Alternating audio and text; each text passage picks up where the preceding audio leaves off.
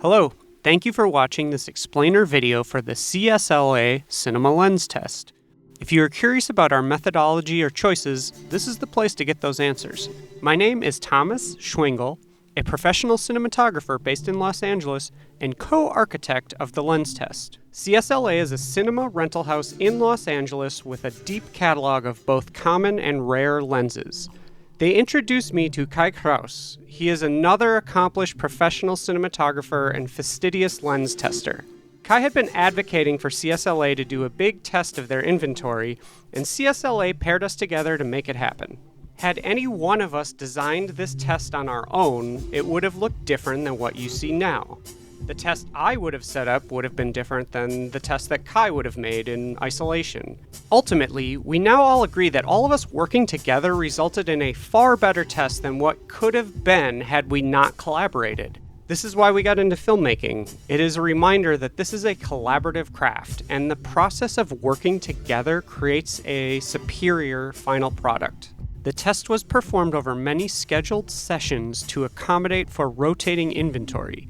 We were ambitious in our goals and fell a little short of getting everything we wanted. However, we did not sacrifice on the quality of the testing. I also wish to acknowledge our wonderful female technicians collaborating with us on shoot days. We only had BTS video for about 1/5 of our test days, so many faces didn't get on camera. Please see the credits at the end.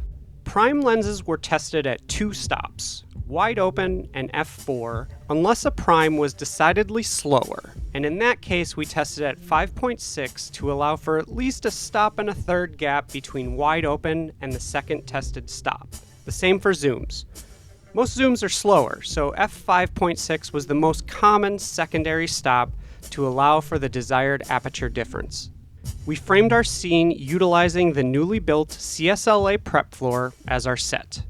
Our lovely model was the main subject and represents a skin tone close to the global average, which we hope makes these tests useful across countries. She was placed in the center to start, and as we changed out focal lengths, we maintained a common subject size at center despite field of view variation. This is so you can look at the subject's face and see how focal length and lens design may affect face shape. On longer lenses, we start to lose outer scene elements, but our background is constant across lenses. We built a timer for the test so that, in theory, each time a test element happened, a moving flare, a pan, you could potentially put 2 videos side by side and see the difference in real time. However, while we did use some robotics, crew rotations introduced different focus pullers and lighting board ops, so slight differences in timing may exist. For exposure, we used through-the-lens metering to maintain constant exposure across lenses. We opted not to use ND or ISO changes, as this would affect the quality of the optics and sensor signal, respectively. We used shutter changes for exposure compensation. This does result in some movement differences. Skinnier shutters made for more staccato camera and model movement. But as this test was not about analyzing movement, those changes are negligible to what we were striving at. The test starts by showcasing the CSLA test floor, dimly lit to allow for chosen test elements and subjects to stand out. The model is center and in focus to obtain a base image and capture face, shape, and color. The background has point source lighting, which is an excellent way to test for aberrations like spherical aberration, field curvature, coma, astigmatism, and others. If some of these terms are unfamiliar to you, you can watch this 45-minute video essay on Bokeh that I made earlier this year, which will explain some of the testing elements you see in the CSLA tests. I'll place a link in the info below. Next, the focus rolls close. A foreground bokeh light turns on. This foreground point source can illustrate spherical aberration, chromatic aberration, and more of those optical flaws I explained in the aforementioned YouTube video. As focus next moves beyond the subject, you can watch how the foreground point source changes and look for lens breathing. A drifting foreground point source, as opposed to one that just blooms in place, is a great way to map any focus breathing, especially in prime lenses. The focus returns its journey to the subject, again showcasing how fall-off and optical focus changes affect points within the image. The foreground source is cut, and next a large, bright, soft source is turned on to the left of frame. This tests for veiling glare, something I deemed worth testing, and it's not tested enough. Oftentimes, a large source outside of frame or near the frame edge can reduce contrast across an image. Think of shooting a day interior with large windows in the room, or shooting in the shade of a building outside but a large patch of sky or overexposed concrete exists just outside a frame. These can wash out an image, especially on lenses with poor element coatings. The camera pans into the soft source. This shows how contrast is affected in relation to source angle, and you can see how lens distortion affects the face of the subject depending on where she is positioned in frame. Field curvature and focus falloff can also crop up, where the subject may only be in focus at certain positions within frame despite a locked focus distance. The frame returns to the subject and continues to the right over to the backlit net. This continues to test the lens plus subject for field curvature and the focus fields of the lens, as well as veiling glare moving away from the soft source. The net is a great way to see how these fields affect organic patterns. Think of trees and foliage. The optical compressing of organic texture can be visually interesting. We can also look at the high contrast at the edge of the lens to search for any chromatic aberration, which is often greatest away from lens center. We pan back to center and the side lights are cut. Next, we test flaring. The first flare is motorized and precisely repeated across all lenses. This is a linear map of the lens and how it produces flare across the image circle. This programmed flare is using a very cool source in a spot mode, much cooler than the censored temperature by many thousands of degrees Kelvin.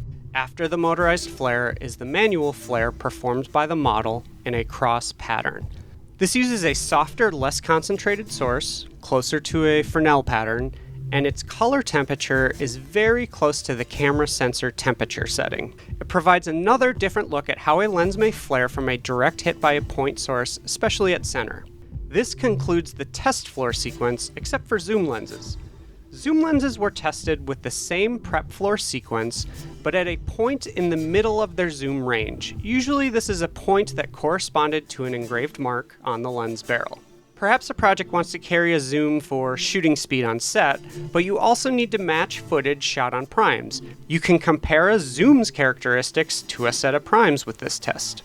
We also devised an additional test to showcase how the zoom behaves while actively zooming in shot. We set up a round, illuminated paper lantern, and in front of it placed a grip cookie pattern wrapped in point source lights. The zoom starts at its widest setting and zooms into the lantern plus cookie until it fills the frame. You can watch for any stop loss or distortion changes as the optics magnify the image. Once landed at the longest mark, the focus is rolled to both close and deep markings. Finally, all lenses were set up on a distortion chart and tested at the same stops used in the main test. The chart tests for distortion and vignetting. Zooms were only tested at the focal length and stop used on the scene test with the model.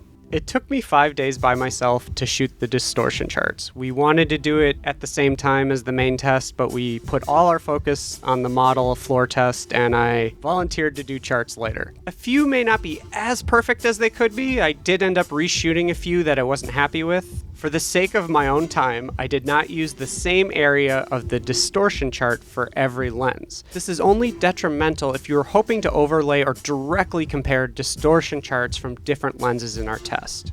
However, if you use a flat graphic image of the chart, linked below in the YouTube info, you can resize and overlay the chart pattern to a still image grab of a particular lens. And once aligned, you can A/B the layers or fade between them to see what the distortion and vignetting looks like compared to a perfect neutral chart. That mostly covers the production part of the test we designed. When it came to post, we did very little to affect the images. A basic common color correction was applied to every clip, so any differences seen between the lenses are the result of the optics themselves and not a creative choice. We used the same conversion LUT across the board. Viewing footage on the web results in different viewing experiences depending on your computer system, browser, monitor, phone model, etc. So we picked the best common codec and output workflow for internet-based viewing. If you want to see the highest resolution images, go to CSLA's website to watch the videos and compare lenses.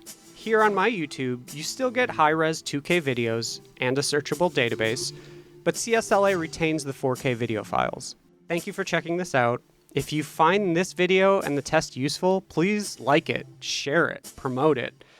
We did this for the love of the craft. We want it to be useful for many people and scientifically grounded and precise, but creative. So thank you for watching.